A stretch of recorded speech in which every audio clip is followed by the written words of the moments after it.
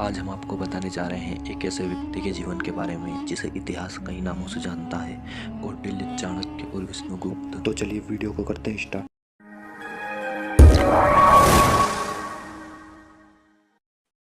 कौटिल्य के पिता का नाम चाणक्य था। वह एक गरीब द्रविड़ ब्राह्मण थे और किसी तरह अपना गुजर बसर करते थे। अतः स्पष्ट है कि कौटिल्य का बचपन गरीबी और दिक्कतों में गुजरा होगा।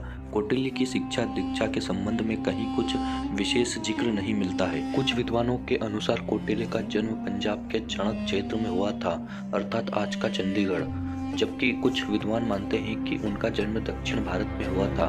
कई विद्वानों का यह मानना है कि वह कांचीपुरम के रहने वाले द्रविड़ ब्राह्मण थे।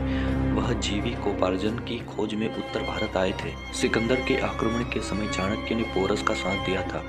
सिकंदर की हार और तक्षशिला पर सिकंदर के प्रवेश के बाद विष्णुगुप्त अपने गृह प्रदेश मगध चले गए और यहाँ से प्रारंभ हुआ उनका एक नया जीवन। भारत में विदेशी आक्रमणों को बढ़ते देख चाणक्य मगध के राजा धनानंद के पास पहुंचे। धनानंद कौन है, इसके बारे में हम एक अलग से वीडियो बनाएंगे। तब तक आप हमारे चैनल को सब्सक्राइब कर लीजिए और वीडियो को लाइक। धनानंद चाणक्य से मिलने के लिए उपस्थित हुआ, लेकिन चाणक्य की बातों से धनानंद सहमत नहीं हुआ और उसने चाणक्य का इतना अपमान किया कि चाणक्य ने कसम खा ली कि वे धनानंद के साम्राज्य का सर्वनाश कर देंगे, और हुआ भी कुछ ऐसा ही। चाणक्य ने चंद्रगुप्त मौर्य के साथ मिलकर धनानंद के साम्राज्य का सर्वनाश कर दिया।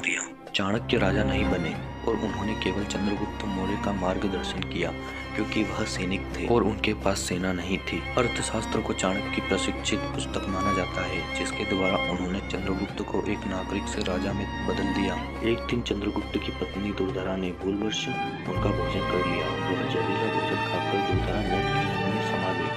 उस समय वह गर्भवती थी। यह देखकर चंद्रगुप्त अपनी पत्नी और बच्चे को खोने के डर से शांत बैठे थे। चाणक्य ने दुर्धरा के गर्भ को काट दिया और उसके पेट से बच्चे को बाहर निकाल लिया, और वह बच्चा आगे चलकर मौर्य वंश का दूसरा शासक बना। उसका नाम था बिंदुसार। बिंदुसार एक महान पिता के पुत्र कहलाए और एक महान पुत्र के पिता भी कहलाए। बिंदुसार चंद्रगुप्त मौर्य के पुत्र थे और अशोक के पिता। इतिहास में हमेशा यह सवाल पूछा जाता है कि आखिरकार चाणक्य की मृत्यु हुई तो कैसे। ऐसा कहा जाता है कि उन्होंने ताउम्र उपवास करने की ठान ली और अंत में प्राण त्याग दिए। परंतु कुछ विद्वानों का यह मानना है कि राजा के मंत्री सुबंधु ने आचार्य को जिंदा जलाने की कोशिश की थी, जिसमें वे सफल भी हुए। ऐतिहासिक तथ्यों के अनुसार आचार्य चाणक्य ने खुद प्राण त्यागे थे या फिर वे किसी षड्यंत्र का शिकार हुए थे, यह आज तक साफ नहीं हो पाया। तो दोस्तों, आचार्य चाणक्य के बारे में जानकर आपको कैसा लगा, आप अपनी राय कमेंट में जरूर बताएं और वीडियो को लाइक और चैनल को सब्सक्राइब करना ना